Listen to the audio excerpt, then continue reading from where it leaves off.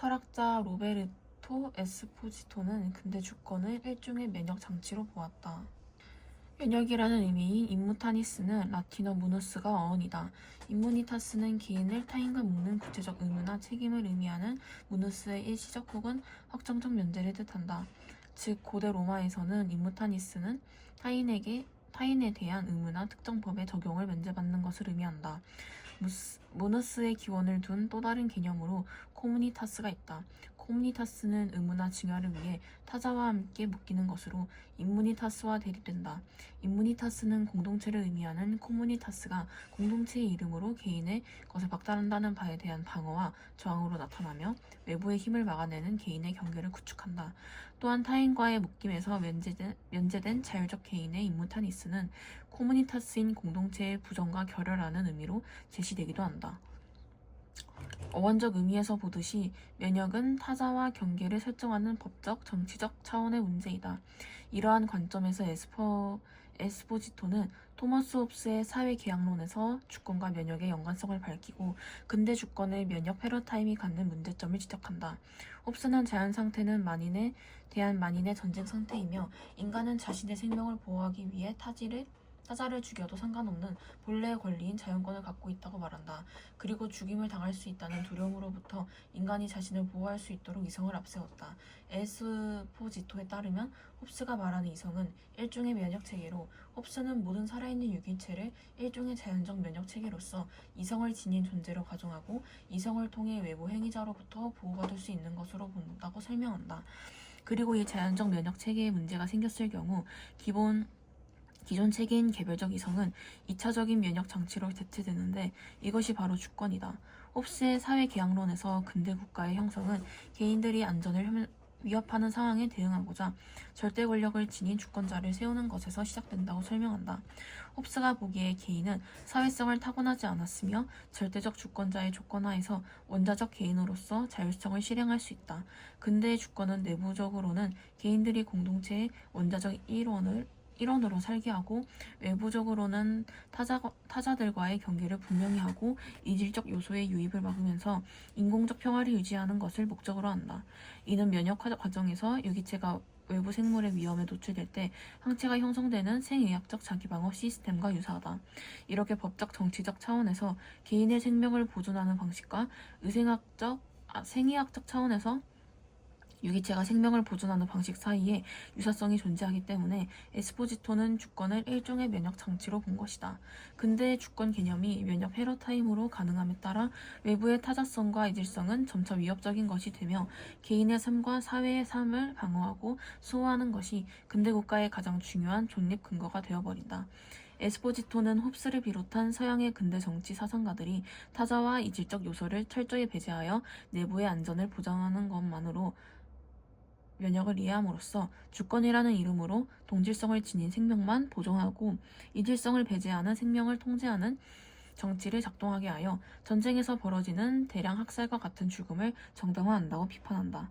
그리고 불확실성을 모두 제거하기 위해 외부의 힘을 막아내는 경계를 고수하려는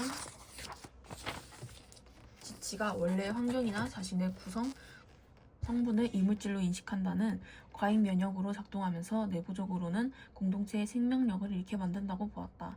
에스포지토는 근대 주권의 면역 패러다임을 벗어나기 위해 임무타니스와 연관된 무누스의 다른 의미인 도눔에 주목한다.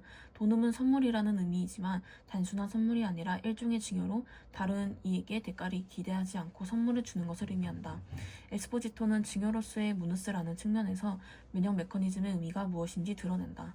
생의학적 차원에서 면역을 위한 항체의 활성화는 신체의 항원세포를 주입하면서 이루어지는데 이 과정에서 자신과 다른 이질적인 항원세포에 예방적으로 감염되어 1차적으로 생명의 힘이 약화된다. 이에 따라 신체는 연약한 상태에 이르나 항원세포와의 생산적 결합으로 생명은 활력을 찾고 생성을 거듭한다. 면역 메커니즘에서의 이러한 보호 전략은 이질적인 것과의 전면적인 대립의 전략이 아니라 우애와 중화의 전략이다. 이는 이질적인 것에 자신을 개방하는 감염을 동반하며 기존의 자신을 보호하는 것이 아니라 이질적인 것과의 생산적 결합으로 생명을 생성하는 것이다. 근대의 주권 개념이 면역의 기능을 외부의 것을 차단하는 역할에 한정했다면 에스포지토는 면역을 인간 생명 탄생의 원동력으로 본다. 자기 보호의 면역계를 지닌 모체는 임신과 출산을 통해 태아의 자신의 면역계를 개방하고 공존하면서 새로운 생명을 만들어낸다. 증열하는 모누스의 영향을 지닌 면역이 동질성이 아닌 이질성을 통해 작동하며 차이를 생성함으로써 살게 하는 것이다. 이는 나라는 경계를 새롭게 사유하게 되며 생명의 경계 지음의 근거인 동일성을 문제 삼고 그 경계 지음에 대하여 다시 생각하게 한다.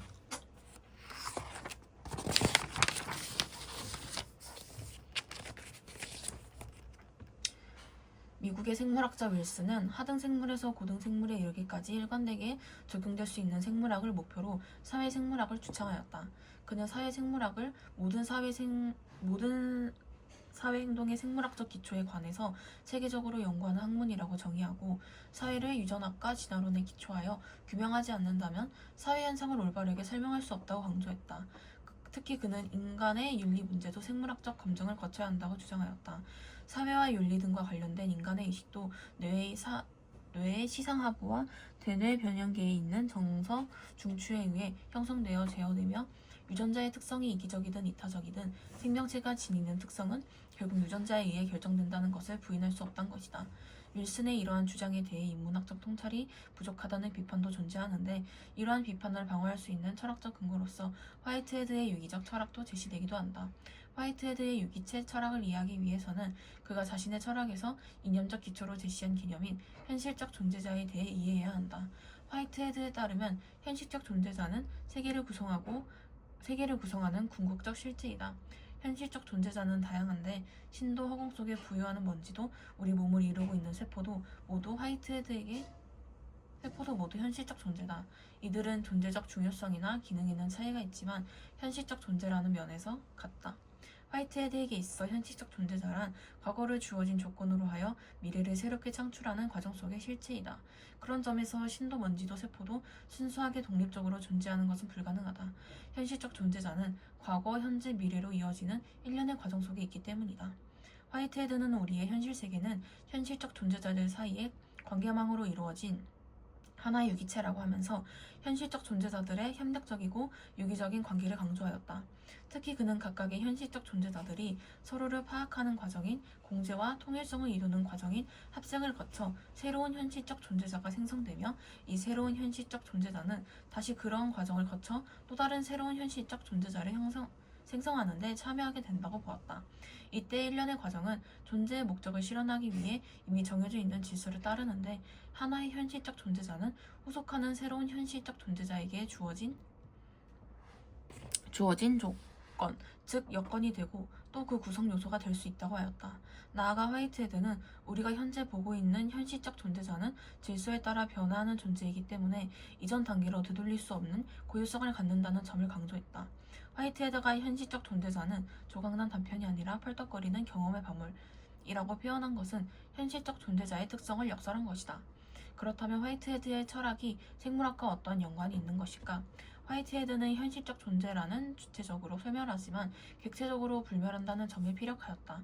다시 말해 현실적 존재자는 사라지지 않는다라고 할지라도 후속하는 새로운 현실적 존재에게 여건이 되기 때문에 객체적으로는 절대 사라지지 않는다는 것이다. 이는 현실적 존재자 내부에 미래가 잠재되어 있다는 말로도 표현되는데 이는 화이트헤드의 철학과 생물학이 접하는 지점이 된다. 생명체는 유전자가 끊임없이 다음 세대로 전해지는 것, 즉 개체 유전을 통해 객체적 불멸성을 실현한다. 앞선 존재자와 후속하는 존재자로 이어지는 과정은 질서를 통해 이루어지고 공제와 합생을 거치며 생명체의 존재 목적이 달성된다. 화이트헤드는 생명체의 존재 목적은 자신의 세대를 마감한 후에 다음 세대로 자신의 유전자를 물려주는 것이라고 말하며 이러한 목적을 생명 중추라고 칭하였다. 현실적 존재자로서 생명체는 개체 유전을 통해 생명 중추를 달성하고 미래의 존재자에게 결정적 여건을 제공하게 된다는 것이다. 이러한 주장은 화이트헤드의 유기체 철학이 사회생물학의 유전자 결정론을 지지하는 근거로 평가되는 이유를 잘 설명해준다.